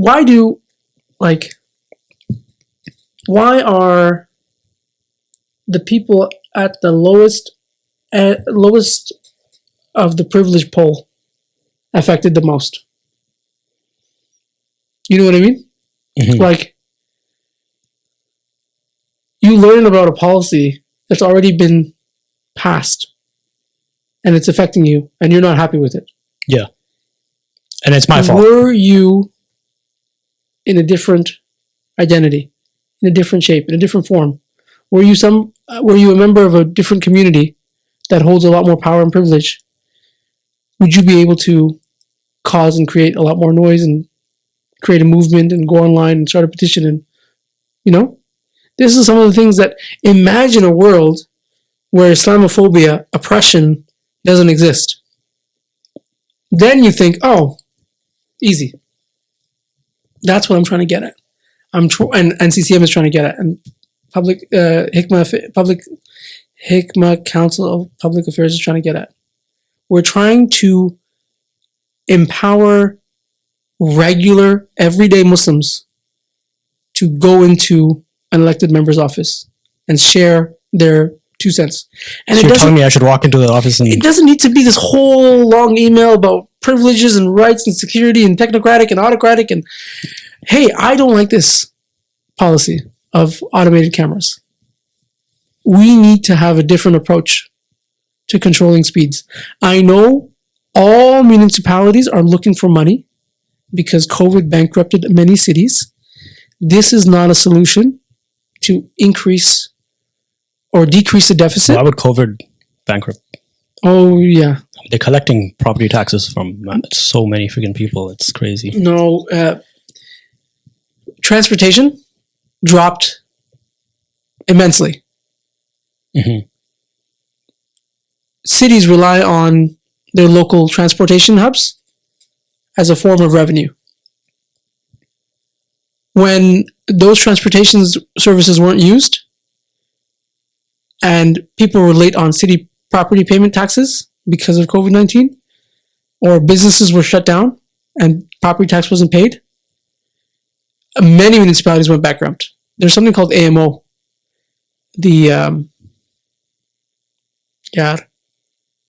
I forgot the name. If you can look up AMO, it's basically the Association of Municipalities of Ontario. Okay. They look at how municipalities are doing on a provincial level, as well as a federal level, Canadian-wide. CMO, that's CMO. Canadian Municipalities, I think. I forget the acronym. But all municipalities are facing a severe deficit. Taxes are going up across the country on the municipal level. Reduce spending. Reduce spending. Yeah, and guess who's getting cut? DEI. As long as I save my taxes. Alhamdulillah, Habibi. Alhamdulillah. And that's another thing. There's a lot of Muslim brown guys out here that think $100,000, I'm rich. And now I'm going to vote conservative because I need to reduce my taxes. My brothers, my sisters, whoever's listening out there, $100,000 is not. Of course it's not. But guess what? That's 11%. If you are making $100,000 and above on the income, on a salary, you are in the top 11% of Canadian income earners, which is sad to see. That means 89% of Canada's working class make less than $100,000. And $100,000 today's age not going to get you anywhere. But it's important to recognize how far we've come, but also how much further we have to go. And give yourself the grace to not be so hard on yourself, to think long term, to think about the future generations. It's important to recognize that this is a systemic issue. And many cities are Brampton, you know how many cameras they have now? Patrick Brown? Oh my God. Patrick Brown. I love Patrick Brown. I mean, the Brampton has a lot of South Asian community. I'm sure they're not happy. Yeah, I mean, I wonder if they protested or not. They had a really interesting motion to pass on council about the housing, specifically overcrowded housing. Do you know what this? Brampton had no, but I'm sure it refers to how a lot of South Asian families sharing rooms, students, 11 people in a room, that kind of situation. It didn't pass because there was a lot of uproar. It did not pass. What does that say? That it's possible. It should also be possible to reverse the policy. That is also possible too, but it's a little bit harder, but it's possible. But Brampton is also doing the same thing with introducing multiple speed cameras. You need an authorization from the Ministry of Transport as well as the Attorney General's office, which is a provincial body, to enable processing speeding ticket centers. Toronto has one of them. Now Brampton will have its own speeding processing center, and it needs to meet a number of technical requirements to have that in place. But they've gotten the money, they've gotten the funding, they've met the lawyer, the legal expertise, and then the measuring cameras, and now it's moving ahead. I think the city of Stouffville is also doing something similar, but I'm not sure. I mean, for me, it's something that's bad enough for me to move out. I don't believe in massive surveillance from the government. I don't believe in over policing. I don't believe in. But your phone. Same thing, but I'm in control. Yeah. If I don't want the phone, I can chuck it to the side. I can turn it off. I can do anything I want with it. I don't have control over what's on the city's a camera on the street. And if you're gonna get automatically, you hit 11 kilometers per hour over the limit, boom, you got a speeding ticket. Yeah, I agree. $50. I agree. And now everybody has to robotically be driving up to 10 kilometers per hour, max 5. Even actually, I don't even think it's 10. I think it's at like 5, and that's it. Now everyone's robotically controlled. It's like this massive control over the population. No one's going to be driving over 5 kilometers over the limit in the entire city because nobody wants to be ticketed, and there's no recourse. Just like giraffes' necks are getting taller and trees are getting taller, and it's an evolutionary battle. Yeah, the same thing's going to happen here. We're going to manufacture some type of license plate covering to get past whatever we need to get past, or police officers or cameras are going to catch license plate covers. It's going to get worse and worse. Or we can have a conversation about how do we control, or not control, but how do we approach safety? Yeah. And I think this is a money grab. Of course it is. I don't think necessarily this is about surveillance, but many officers feel like there's nothing that'll replace an interaction with a police officer reprimanding you for speeding. Sure. Reminding you that how dangerous this is. And I like that, and I'll appreciate that. Yeah. If instead of a Xerox copy. Exactly. And if an officer pulls me over and I rolled over a stop sign, or I was speeding a bit much, or something like that, and they pull me over. And I actually sometimes, if they don't even give me a ticket, be like, hey, listen, I could give you a ticket right now for $100, $200, $300, whatever it is. But I'm giving you a chance. Just please, this is a community zone. This is a school zone. This is whatever zone. It's people of your own community that live here. Just slow down. You might be in a hurry. I'll feel very happy that he did that. And I'm going to make an effort to not cross the speed limit, or, drive a little bit safer, actually stop at the stop sign, be cognizant. Don't try to race the red light and, try to cross it at yellow. You just gun it through. You see people doing that, right? They gun it through yellow because they don't want to catch the red light. I mean, I do it all the time as well. As sometimes I don't do it, sometimes I do it if you're in a hurry. But I'll appreciate an officer. It happened to me actually. I was in Niagara Falls and I kind of rolled through a stop sign, and an officer pulled me over. Like, "Hey, what are you doing, man? I saw you roll over." I'm like, "Sorry, like I was looking for something, one of the exhibits or something." And he saw I was with the family, with the kids, and he's like, "Listen, I'm going to let you go. I know you're out today with the family. You want to have a good time. I don't want to wreck your day, so I'm going to let you go, but I'm giving you a warning." I appreciated that quite a bit, and I was stopping. I made an effort to make sure I stopped. And that's public relations 101. And if a police officer pulls me over and they're like, just slap me a ticket, they act rude and everything like that, I'm actually speeding away after that. Out of anger. Out of anger. I don't give a damn. I'm not going to get into a car. I'm not going to go 50 over. But I don't care. I'm still going to speed. I'll also roll through all the stop signs, and I don't give a crap because the way the officer treats me. What's the first thing we do when we get out of a traffic jam?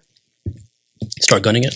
Exactly. So I mean, people should think about that. And these automatic speed enforcement cameras, I'm the type of person, I'll get out. I'm not going to abide by that kind of stuff. I want to be out I'll live in countryside somewhere where there's nothing like that. And you'd rather have all your freedoms. And I'll control my speed. I'm not an idiot. I don't go 30 over, even 20 over. I might hit 10. Sometimes if there's no traffic, 15. If there's open roadway and the speed limit is really low, like some streets have like 40, and they can easily manage like 60 kilometers per hour.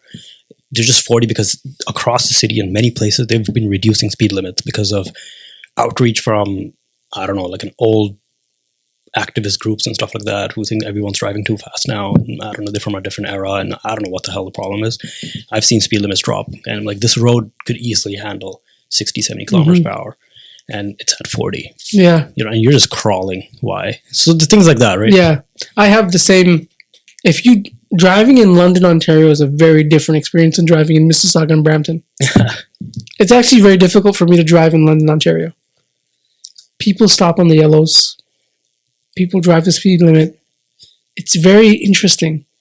And none of the roads are 6 lanes. I've had people report me for speeding. But you can't get a ticket, but you get a letter. Yeah? So on one of those roads here, it's a long stretch of road. It's just going through like farmland and stuff like that, and there isn't much stop signs and traffic lights for like a longer stretches, and the speed limit is only 60, but most people are doing 80 plus. Easy. And you can hit 90 easy. You can even hit 100. 100 maybe is a bit much, but you can easily hit 90. So there's been times where I sped down and I kind of overtook somebody and stuff like that, and they must have like take a picture of my license plate. They'll send it to the police, Service Ontario, York Region Police, and I got a letter in the mail like, "Hey, we've been reported that you were speeding on this road at this time. We just want to take an moment, whatever, take time to tell you that please slow down. It's about safety. This, that. It's just people ratting you out." And they're crawling. They'd go exactly speed limit, not a kilometer over. Yeah, that's why I find it very interesting. That's why I love Brampton, Mississauga. Yeah. But then I've been to Germany. I've driven on the Autobahn. Right. And there's no speed limit. But they're also very strict with their other rules. They're strict with the rule, but there's like, you can, between cities, you can go on the Autobahn and in the left lane, the speed limit is zero, like unlimited. Yeah, but I was going 240, 250, and there's cars coming behind me, like flashing me out of the way because they're going like 300. And you get out of the way. And you get out of the way. Because the rules are the rules. The rules are right. And if you want to be slow, you be on the right. On the right, yeah. That's what I love about certain driving etiquettes. In India, you don't need your eyes to drive. You need your ears. You need your horn. Yeah, you need your ears. I wouldn't take that as a good example. But like Russell Peters, Fluffy. Yeah. A number of other stand-up comedians have mentioned it. Driving in India is a different experience. Of course, it's different. But it's about our social values. Like, we all agree that honking is an acceptable rule in India. Yeah. Canada? No, thank you. We don't even use the horn. No. I mean, it's too noisy anyway. Yeah. That's another thing. Noise pollution is a thing in Mumbai, where the light will not turn green until everyone stays quiet. Do you know about this? No. Like, there's a timer on the Mumbai traffic light saying, okay, in 30 seconds we're going to turn green. But people start honking. And then another symbol says, no honking. That's interesting. Right? And then people start quiet, and then, okay, fine, you can go now. That's hilarious. Yeah, but like that's where... And this is engagement with your local council, with your local decision makers. Yeah. Using your car, right? You don't necessarily need to go into this whole long reach of like eloquent words or a history or lesson on independent liberties and freedoms. Why not? I mean, there's a reason why we're saying it. I mean, and maybe they don't realize the repercussions of the decisions they're taking today. I want to let Muslims listening to this podcast understand that you are accepted You should be accepted the way you are. You don't need to go to university. You don't need to be of a certain success measure. You are a member of this community just like anyone else. You should never feel like you need to change yourself to access elected officials. Call, email, text, fax, tweet, reach out by Instagram. Elected officials are meant to be accessible. Please understand, first and foremost, that you are okay the way you are. You don't need to edit, change. You don't need to, of course, you need to look presentable, but never feel inadequate. Mm-hmm. And that's a system of oppression that comes up in many people. Sometimes they start stumbling on their words, or they're short of breath, or their palms are sweaty. It can happen, yeah. These are all ways they're uncomfortable. These are all ways that self-editing comes up, and it's anxiety, and it's anxious, and it's nerve-wracking. But it's all ways of privilege and power, and lack of privilege and power. For sure. So switching gears up a little bit, you've mentioned that your background is Hyderabadi Indian, Muslim Canadian, and and you said how you actually lived there for several months, 8 months, I think you said, and after you got married, so you got a time to kind of reabsorb into your culture. How connected do you feel with your Hyderabadi roots? Man, pakka Hyderabadi way. I really appreciate the nuances of Hyderabad, specifically their speech. You can hear a Hyderabadi before you can see a Hyderabadi, because the way they speak. It is unique. It's within the Indian subcontinent. Within any, even if you can hear a Pakistan, you can hear a Hyderabadi in Pakistan. You can hear a Hyderabadi in Bangladesh. You can hear a Hyderabadi anywhere, just on how they pronounce certain words. And that is a bird call sign. That's Hyderabadis in the wild. You know how birds call each other? I've learned to speak, even though I grew up here. I grew up here, yes, as well. Yes, me too. But just because my grandparents and members of the family are very much in tune with the culture, and they grew up there, or some of them were born there and everything like that. But I know that there's my counterparts, people in my position who literally did not learn how to speak barely Urdu. Forget about the Hyderabadi way of speaking Urdu. And then there's me who can really actually dial it up, but I don't often do it. I did not know anything about Hyderabad before getting married. My understanding of Urdu was only in a business sense because of the butcher shop and the grocery store and all my business relations with all the restaurant owners. That's right. I never thought that there was any other dialect than this fast. That's how we used to speak in business sense. Fast, efficient, short bursts of communication. Market Urdu. Market Urdu, exactly. Thank you very much for that. Then I went to Hyderabad, and man, it was a culture shock. It is a culture shock. It is I love reading diasporic fiction or diasporic experiences. I'm reading a book by Noor Naga. She's an Egyptian Canadian in Toronto. If an Egyptian cannot speak English. And I love this stuff. It's in every community about Westerners with a hyphenated identity going back home. It's really tough. And experiencing otherness within the own country that your parents are from. How can I be foreign from my parents' country? Yes, you can. No, you can be foreign there. It's not just that. I agree. You can be foreign here. I agree with it, actually. Oh, we're not. I agree with that concept, because actually, I was born here. I grew up here. I never spent any time in India. I only visited once, and I have way less to do with India today than I have to do with Canada today, because my entire time I was grown up here. I was raised here. Everything about me is from here. However, I have a cultural, foundation part of me that comes from my parents. I didn't directly learn it. I got part of it from my parents, but a lot of me is Canadian. So when I go back there and I feel other, that is who I am. I'm not an Indian, Hyderabadi, whatever. When I'm there, I wasn't born there. I didn't grow up there. I'm very different from the people that are there. So that is accurate. I mean, I kind of agree with, if people there are not really taking you as being one of them directly, I mean, that kind of makes sense. I was in Sharjah for 2.5 months. And what I noticed in 2009, I was selling steel, coil, sheets, rebar. Sharjah. Sharjah. UAE, okay. Secondary steel. One of the first ways you can tell someone who's not from here, shoes. Everybody in Hyderabad, chappal, slippers, shahata, shib. Same in Sharjah. If you are wearing sneakers, Adidas, you're not from around here. That's a good one. And in those 8 months, I kept on going to Bata. You know Bata shoes? Yeah. In Hyderabad? Because my shoes would get torn up. And I'm like, that's why everyone wears chappals, because it's like this, like there's no sidewalk. In Sharjah, there's no sidewalk. In Hyderabad, there's no sidewalk. So you're just caught with walking on the side road where there's dirt, filth, trash, and you don't really enjoy it. You know what was my solution? I got hiking boots from Decathlon in Hyderabad for 5,000 rupees, $100, and they're waterproof. And I do not take those off. All day I'll wear them. So now they definitely knew you were from and out there. They're double-laced, triple-laced, all the way up past the ankle, 6 inches, 8 inches high. And everyone's like, this guy is hiking. Not from here. Yeah.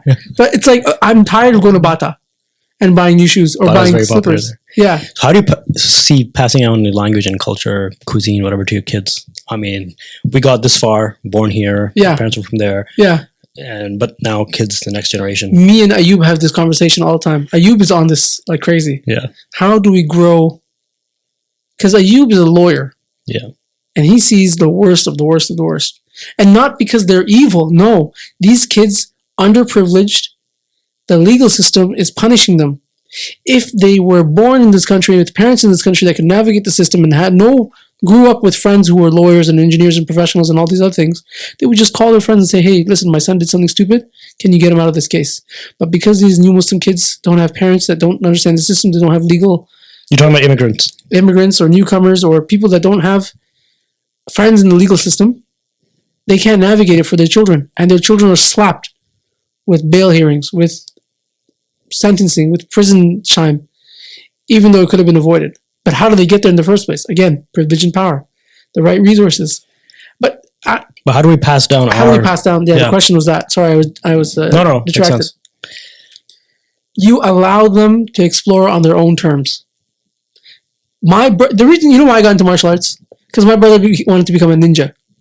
So he was younger than me, 2 years. He still is younger than me. Like as if he grew older. He went into a martial arts class. He's like, yo, let me break some wood. And they're like, that's 3 years from now. He's like, no, I'm going to basketball. I stayed in that martial arts class.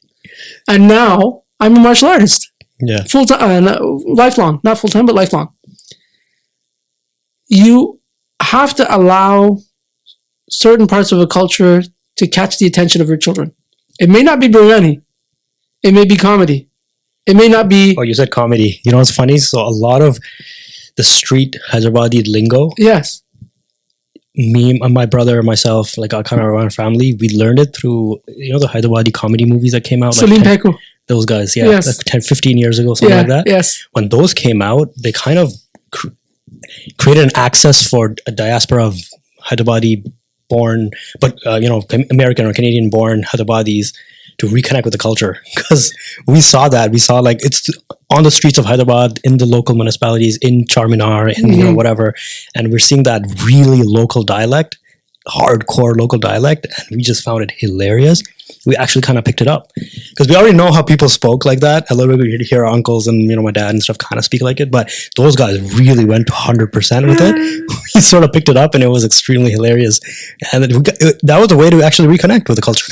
A lot of Hyderabadis are actually they really don't like it. If you talk about Charminar, they're like, yo, that's like the bad part. That's like the unkept, unworthy, uneducated class. But I'm like, no, wait, 1 second. But they're really holding the keys to the culture. We find interesting. Yeah, we don't want to look at their they don't want to. They don't want to be like, we don't want to associate ourselves with this.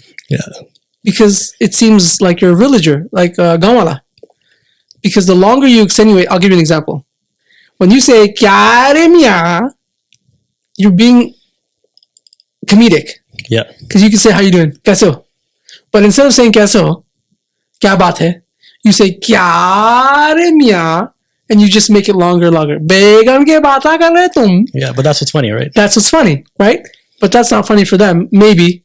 But we get to choose what we find cool.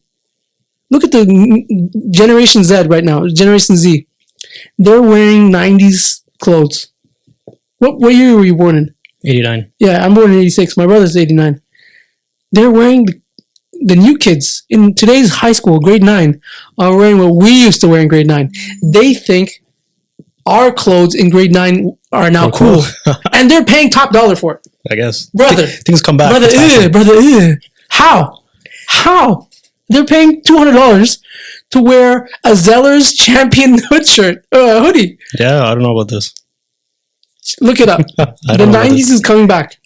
The 90s is coming back. It's wild. But again, you get those series of comedic interactions now became a reference point. It did. For the next generation. I think they did a lot of important work, even though they came out as really low budget movies that didn't have any, they're not worthy of film awards, and they were not very artistic or anything like that, but they were just hilarious. They were comedy. That was what it was called, comedy. Yes. The Angrez and the Hyderabadi comedy, all these other ones, like 5-6 of them.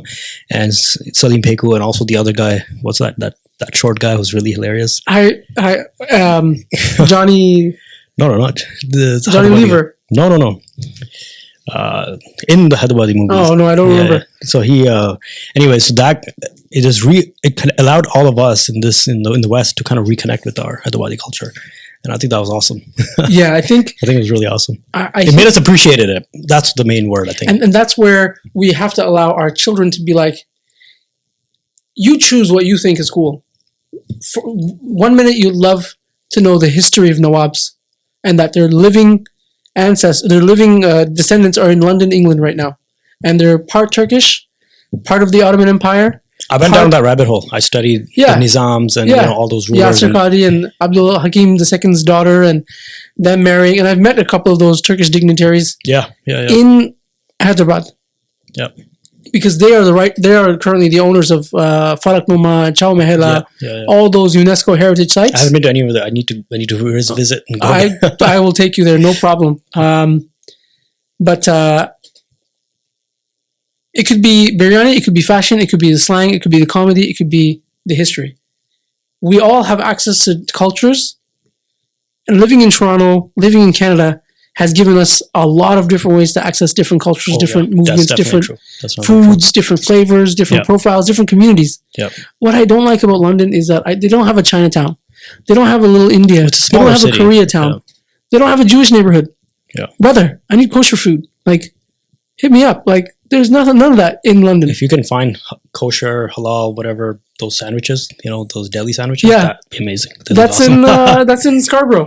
Is there? There's one East meets West. That's in Mississauga. What's in Scarborough? There's a couple, I forget. There's one in Mississauga in Ridgeway Plaza called Rockin' Deli. Okay, that's Montreal. My brother-in-law is from Montreal. He's an expert in smoked deli meat. Interesting. Yeah, and he doesn't like it's flavored, no sauce, just a little bit of salt and black pepper. That's it. Yeah, that's what it is. And mustard. Yeah, that's all he wants. Mustard with a little bit of lettuce. Me, I like the saucy stuff because I didn't grow up in Montreal. I wanted authentic, man. I wanted just like Short's delicatessen in Montreal. Yeah, there's even Cats in New York. Yeah, exactly. I mean, that maybe we can connect with members of other communities through food, and it's a way to dialogue. Absolutely, and because we're allowed to eat their food, then that's a great way of us connecting. There are more ways that we are connected with the Jewish diaspora than we are led by the media to believe. The media thinks that Jews and Muslims don't get along at all, but actually, the stuff that's come out of it's because the Israel and Palestine conflict is such a large part of the problem that overshadows everything else. Yeah, I mean, Salahuddin Ayyubi's top medical doctor, Moses Maimonides, right? How many ways that Arabic was the lingua franca of technology. Maimonides, he's called Rambam by the Jews. He's venerated as the greatest rabbi who ever lived. We know this from Yasir Qadi, we know this from all sorts of places, but why isn't that, that's another thing that I'd like to deconstruct. It's hard to connect. But I've never known a Jewish person personally. The only time I've ever briefly had any interaction with a Jewish person was a job I worked at 10 years ago. It's a small startup company. It was like one of my first jobs as an engineer, and he was also an electrical engineer in the company, and we kind of just spoke at work. I didn't even realize he was Jewish at first. You're an engineer? Yeah. Are you right-handed? I'm right-handed. Okay, you have an iron ring? I don't wear the ring. Why? I don't know.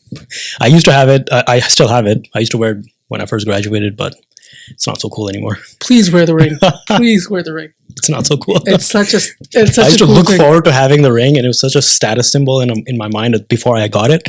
Once I got it, I'm like, once you have it, it's not so cool anymore. Yeah, but I know people find it cool. it's the coolest thing ever. Yeah, Muhandis. Yeah.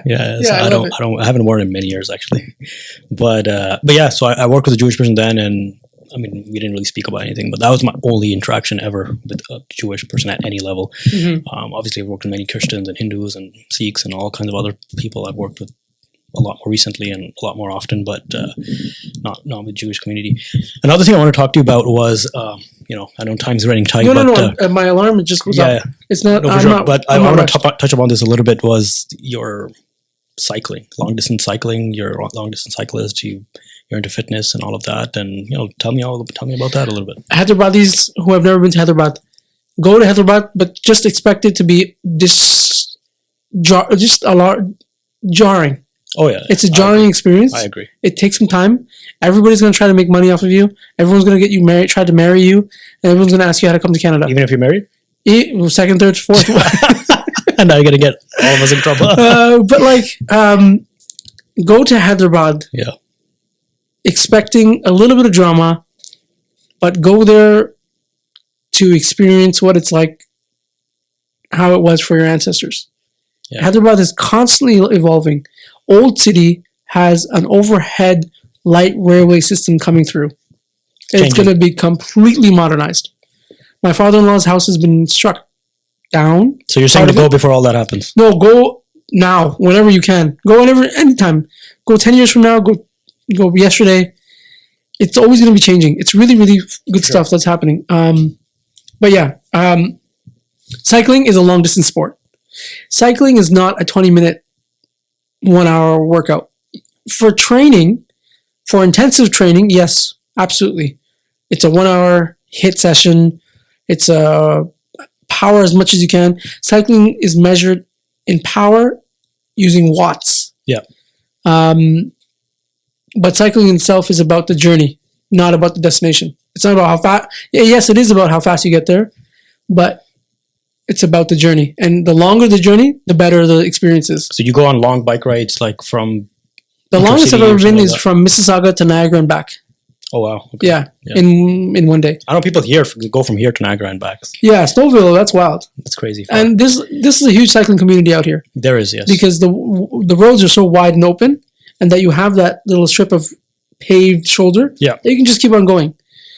So you have one of those light, crazy expensive bikes. The weight is on the body and not on the bike. Unless you get a heavy bike. But I've seen those bikes that weigh like almost nothing. Yeah, but they're super expensive. I have an all carbon fiber bike. From like Specialized or whatever. From Giant. Giant, okay.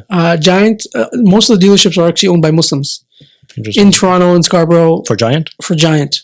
In North York and Vaughan. Support those guys. Those guys are great. But those bikes are mad expensive. They were affordable before COVID. Oh, now they're crazy. And now COVID happened. My bike was $3,800 in 2018.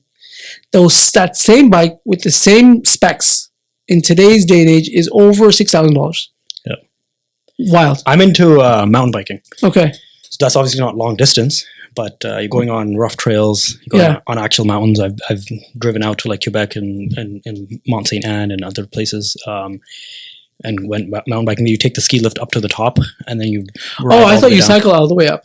You can on certain trails where you're going up and down, and I've done a lot of that as well. There's even trails here in Durham and other places, in around Ontario. But Ontario is not an excellent mountain biking location or destination.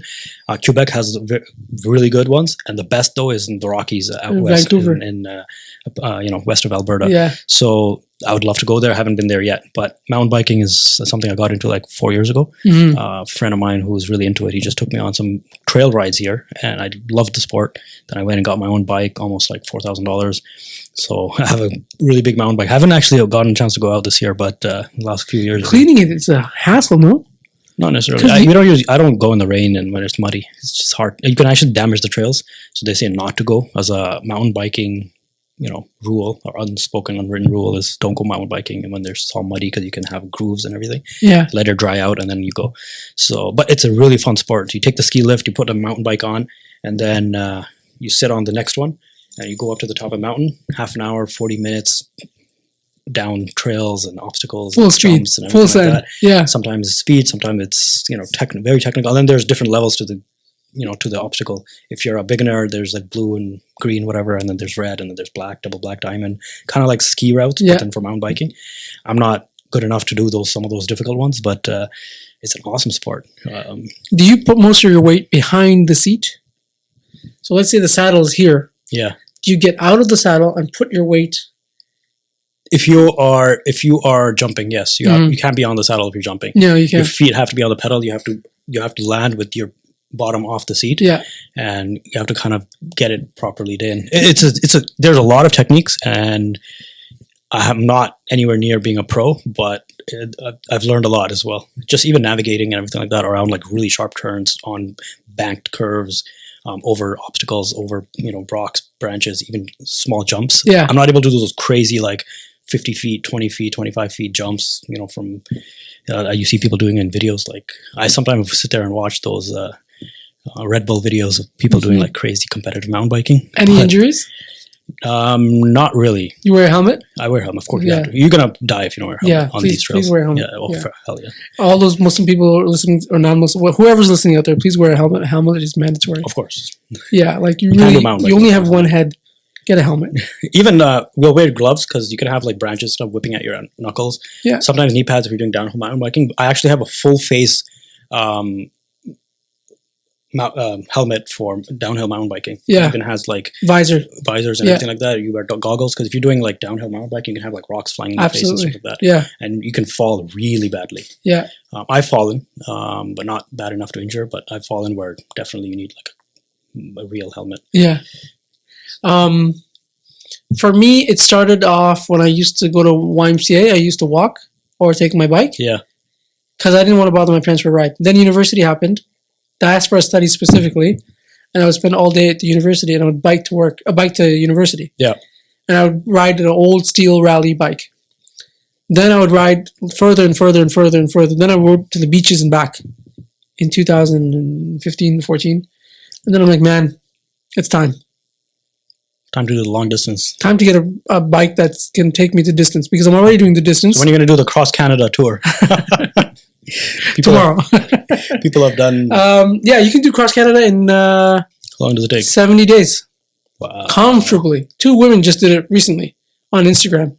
So 70 days is a comfortable pace. Very comfortable. The fastest has been done is like, I don't know if it's 31 days or something like that. Yeah, Something 'cause coast wild. to coast, Canada is a massive country. Yeah, it's like 10,000, 5,000 kilometers, 10,000 kilometers. I forget which one it is, but it's I think it's closer to 10. yeah. probably. But you have Something to like you have to do like 12-hour rides, Mhm. food, support vehicle, lots of batteries to measure your satellite mapping, and a lot of climbing from one side to the other. Yeah, but it's fun. I think I'd like to do Lake Ontario to Lake Huron. Okay. I think I'd like to do London to Toronto and back. How long would that take? London to Toronto is 200 kilometers, and I cycle around 25 kilometers. Sorry, bare minimum is 25 kilometers an hour. So 8 hours with no stops. It's just direct. No stops at all. If you were not to stop. But we usually cycle around 27, sometimes 30, if we're really pushing it. But we can't cycle. I can't hold 30 for more than an hour. 30 kilometers an hour is pretty fast. That's with headwind, tailwind.